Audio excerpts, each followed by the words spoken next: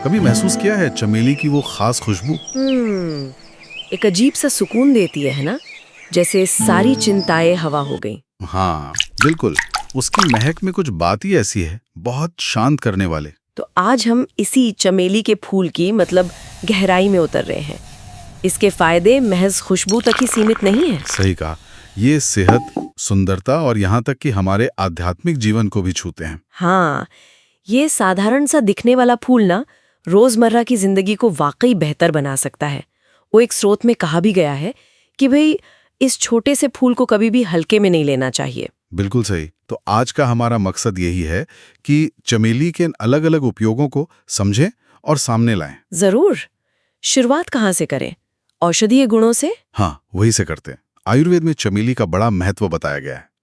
कहते हैं ये मानसिक शांति देता है, और वो वात पित्त होता है ना आयुर्वेद में, जी हाँ, जो शरीर की मूल ऊर्जाएं मानी जाती हैं। हाँ, तो उनको संतुलित करने वाला माना गया है इसे।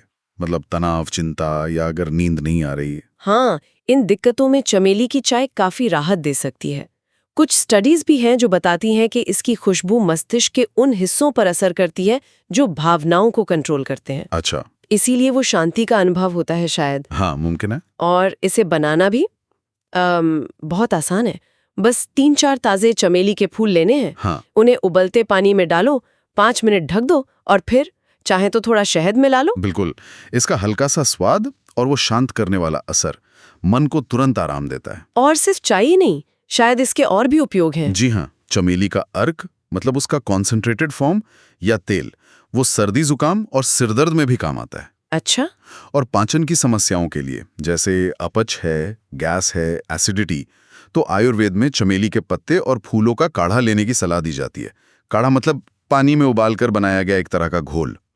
एक और दिलचस्प बात बताती हूँ।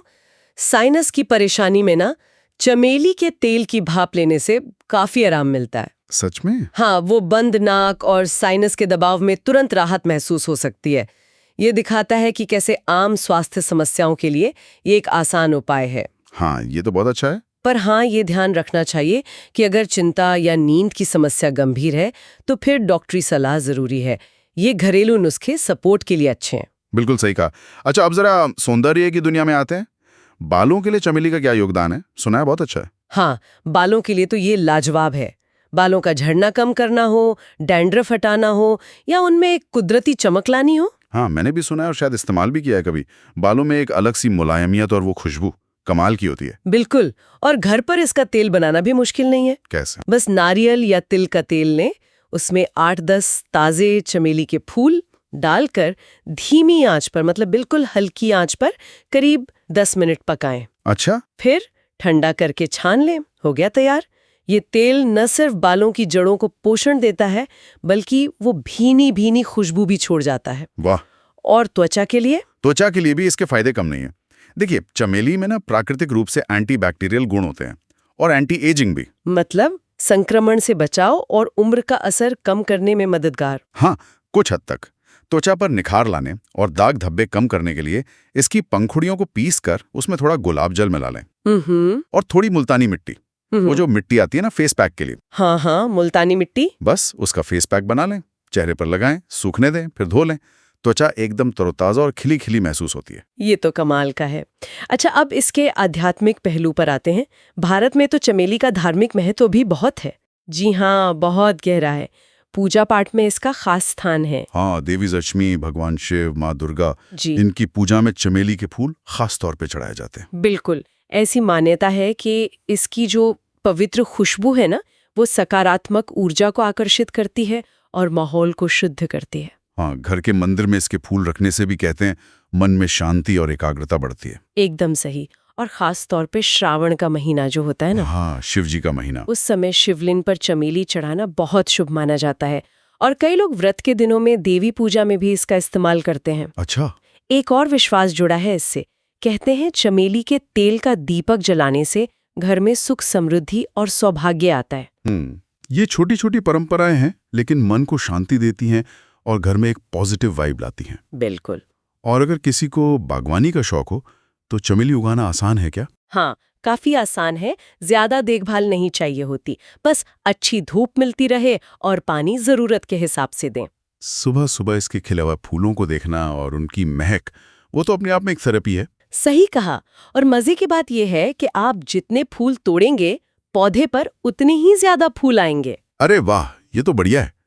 अच्छा, एक खास आयुर्वेदिक तेल बनाने की विधि भी बता सकते हैं क्या, जो शरीर, सिर, बाल सबके लिए अच्छा हो? हाँ बिल्कुल, एक ट्रेडिशनल तरीका है। बताइए ना। इसके लिए चाहिए 1 कटोरी ताजे चमेली के फूल, 1 कप तिल या नारियल का तेल, 2 लौंग और कपूर का एक छोटा सा टुकड़ा। ठीक है। फूलों को धोकर अच्छे से सुखा लेना जरूरी है, पानी ना रहे। फिर तेल को हल्का गर्म करें और उसमें फूल, लौंग और कपूर डालकर धीमी आंच पर करीब 10 मिनट पकने दें। धीमी आंच पर, ठीक है। हाँ, फिर ठंडा होने पर छान कर रख लें। और इसके फायदे? इस तेल से मालिश करने पर सिर दर्द में राहत मिल सकती है, बालों की ग्रोथ बेहतर हो सकती है और कहते हैं कि गहरी नींद आने में भी मदद मिलती है। कमाल है। हाँ, और इसकी कुछ किस्में हैं जैसे मोगरा या बेला, वो तो गमलों में भी आसानी से लग जाती है, तो छोटी जगह पर भी इसकी खुशबू का आनंद ले सकते हैं। वाकई ये बहुत गुणों वाला पौधा है। सच में। तो अगर हम संक्षेप में देखें तो चमेली स्वास्थ्य, सौंदर्य और अध्यात्म जीवन के कई पहलुओं को अपनी खुशबू और गुणों से बेहतर बनाता है। बिल्कुल। ये वाकई हैरान करने वाली बात है कि कैसे एक छोटा सा नाजुक सा दिखने वाला फूल इतने गहरे और इतने अलग अलग तरह के लाभ अपने अंदर समेटे हुए है। हाँ, ये तो बिल्कुल साफ है कि चमेली सिर्फ एक महकने वाला फूल नहीं है, ये उससे कहीं ज्यादा है। सही कहा। तो यहाँ श्रोताओं के लिए एक विचार छोड़ जाते हैं। हाँ। चमेली के इन शांत करने वाले गुणों और इसके आध्यात्मिक महत्व को देखते हुए अगर हम अपनी रोजमर्रा की भागदौड़ भरी जिंदगी में जानबूझकर सचेत रूप से इसकी खुशबू या इसकी मौजूदगी को शामिल करें, तो ये हमारे समग्र कल्याण और मानसिक सजगता, जिसे माइंडफुलनेस कहते हैं, उसको किस हद तक बेहतर बना सकता है। सोचने वाली बात है ना।